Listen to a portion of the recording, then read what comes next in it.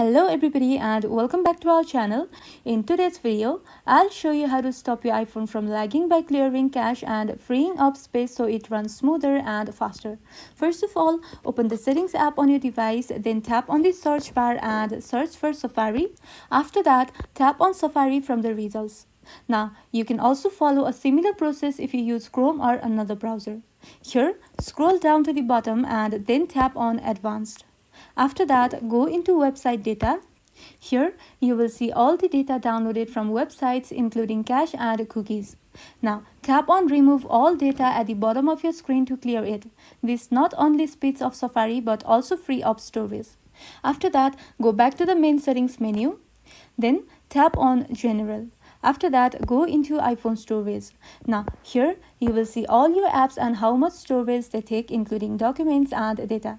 If an app is taking up too much space, tap on it and then select Offload app. This removes the app but keeps its documents and data.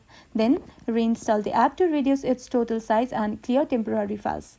Still in iPhone storage, scroll all the way down and then tap on System Data. This includes cache, logs and temporary files used by iOS.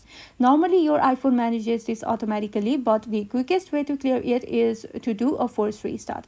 Press the volume up then volume down button and then press and hold the side button until the Apple logo appears.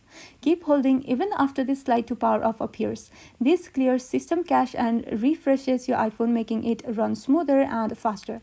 And that's all. By clearing Safari cache, offloading large apps and force restarting your iPhone, you can reduce lag and improve overall performance. If you found this video helpful, don't forget to like and subscribe for more iPhone tips and tricks. Thank you for watching and I'll see you in the next one.